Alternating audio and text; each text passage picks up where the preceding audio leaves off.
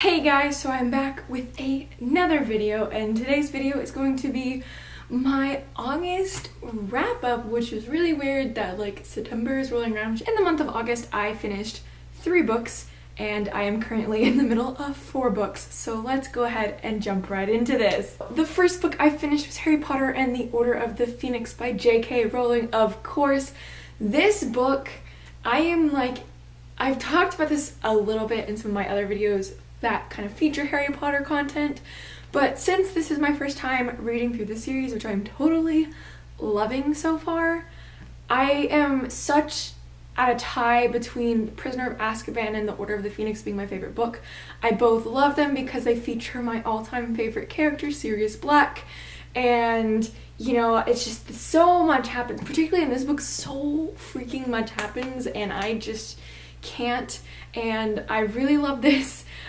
I'm trying not to be really ranty about it, but I do have a book talk over this one, which is the only book talk I've made over any of the books in the series so far. So I'll link it down below if you want to go check it out, and I just get all my feelings out, and if you want to watch it and help me work through my feels, that would be really appreciated, because I finished this towards the beginning of August, so it's been a while, but my heart still really hurts. I give this book a 5 out of 5 stars because who can't? It is freaking J.K. Rowling, and it's Harry Potter, and Sirius Black is in it, even though, we're not gonna talk about some things that happen. The next book I finished was After Party by Dale Gregory. I have actually been reading this book since July, and I had started it while I was home for a doctor's appointment because I'm stupid and forgot to bring whatever Harry Potter book I was reading at the time. I believe it was Goblet of Fire is what I was on,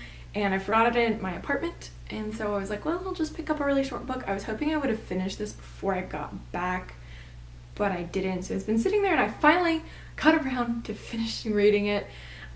This book deals with a new drug outbreak, and it takes place, I want to say, in 2050, somewhere in there, so somewhere in the new future. We follow our main character, Lydia, who's a 40-year-old lesbian woman, which was interesting to read from, and she was part of a group that developed this new medication that was supposed to help schizophrenic people and be more able to be normal, I guess. And basically they found out this drug had a really, really bad side effect, and a lot of stuff went down, which is why they shut down production, and she ended up in a mental institution. And she finds out that this drug is now back out on the market, and she decides she has to figure out how to stop it. And so we follow her and a cast of very interesting characters that she has known from when she was in the mental institution also before then, and trying to figure out who is selling this drug, where it came from, and all of that stuff, which was very, very interesting. I liked the premise of the plot, and it was okay. It was a decent read. I mean, I wouldn't say it's the best thing I've ever read, but it was okay. I gave it a 3 out of 5 stars. And the final book I finished in July is Harry Potter and the Half-Blood Prince, also by J.K. Rowling, book 6 in the Harry Potter series. This book, holy cow, what? Surprisingly, for the fact that Harry Potter has been around for 20 years, which is my age, basically,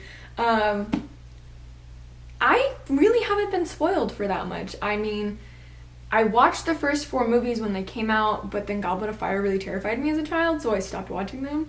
And I know bits and pieces here. I know a majority of the people who die, and now, thank you to my roommate and my best friend, I learned another character that I didn't know died, and I literally sat down bawling on the couch, and she was like, why are you crying? And I'm like, because I love that character, now I know how they're gonna die. And it was bad, okay? But surprisingly, there were some things that happened in this book that I really didn't know about, and I'm honestly super surprised that I didn't know that. And just goes to show you, just stay off of social media stuff. I didn't go looking at Harry Potter stuff, so I think that's probably why I was pretty safe for a lot of things. But this book, holy shit, things are going down, and holy cow, like, I can't even put into words this book, and I just want you to know that I did give this a 5 out of 5 stars, obviously. Alright, those are the 3 books that I read in July. Now on to the 4 books that I am currently in the middle of. So the first one, which I actually realized I forgot to put in my last monthly wrap-up, is Game of Thrones by George R.R. Martin. This is book 1 in the Song of Fire and Ice series, and if you've been around for a while, I have been reading this book since beginning of May. Yeah.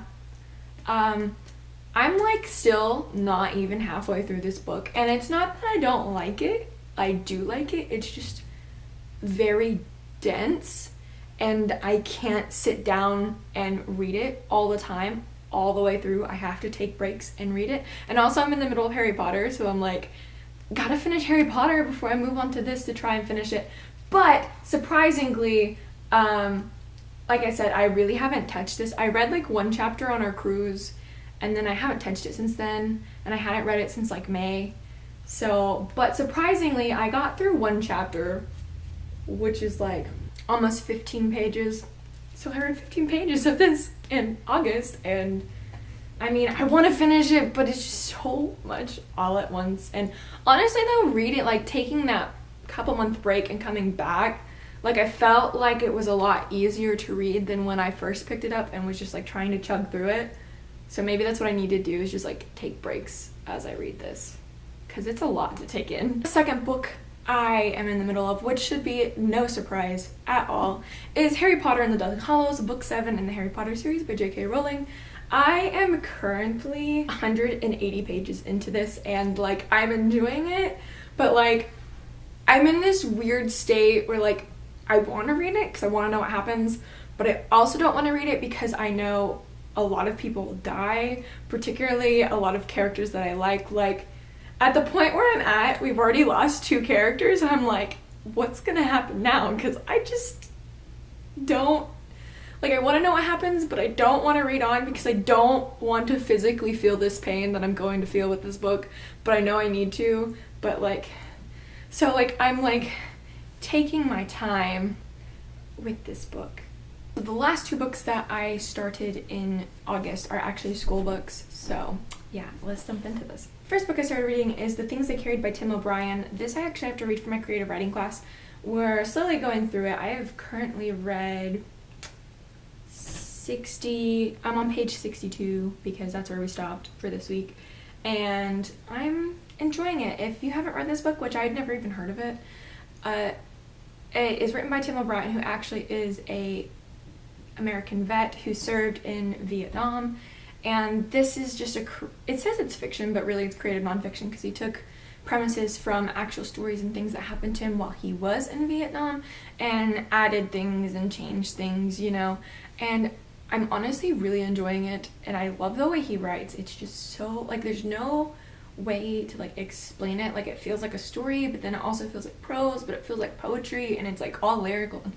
It's just really good. And like I'm not super into like military type things. I'm not from a military family.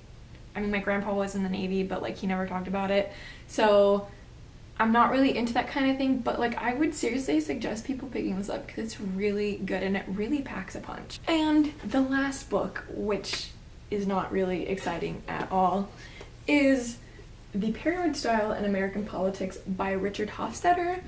This book I am reading for my conspiracies and world history class that I'm currently taking, which is super awesome.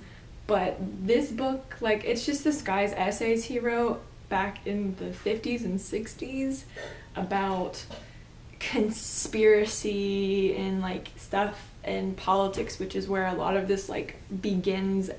And it's kind of just, yeah, like some of it's interesting, but then other parts, like, I can't even tell you anything, like, because my brain just kind of goes in autopilot while I read it, and like I highlight stuff, but like I couldn't really tell you anything I've read in this book.